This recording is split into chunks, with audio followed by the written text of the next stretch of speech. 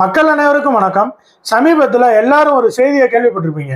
தமிழ்நாடு மின்னணு ஏற்றுமதியில முதலிடத்துல இருக்குன்னு. ஆனா இதுக்கு காரணம் யாருன்னு இங்கே ஸ்டிக்கர் ஒட்டுற வேலை நடந்துகிட்டு இருக்கு. 2021 தமிழ்நாடு $1.65 பில்லியன் மதிப்பிலான மின்னணு பொருட்களை ஏற்றுமதி செய்திருக்கு.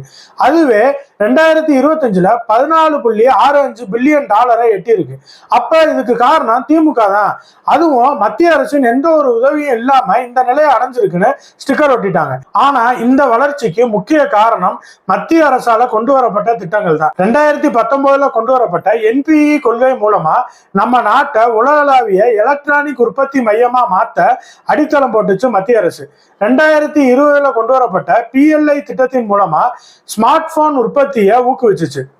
2020 கொண்டு வரப்பட்ட PLI திட்டத்தின் மூலமா பெரிய அளவுல ஸ்மார்ட் போன் உற்பத்தியை ஊக்குவிச்சுச்சு. அதே போல ECMS திட்டம், மின்னணு உதிரி பாகங்களுக்கான இந்த திட்டத்தின் மூலமா தமிழ்நாட்டுக்கு நிறைய முதலீடுகள் ஈர்க்கப்பட்டிருக்கு. இது போக 41,863 கோடி மொத்த முதலீட்டுல தமிழ்நாட்டுக்கு மட்டும் 27,166 கோடி ஒதுக்கப்பட்டிருக்கு.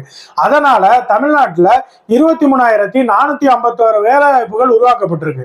இப்ப புரியுதா தமிழ்நாடு எப்படி முதலிடம் வந்துச்சுன்னு? அதனால ஸ்டிக்கர் ஒற்ற அரசு வேணுமா, இல்ல நாட்டை உண்மையான வளர்ச்சிக்கு கொண்டு போற NDA கூட்டணி அரசு தமிழ்நாட்டுல வேணுமான்னு மக்களாகிய நீங்களே முடிவு செய்யுங்க.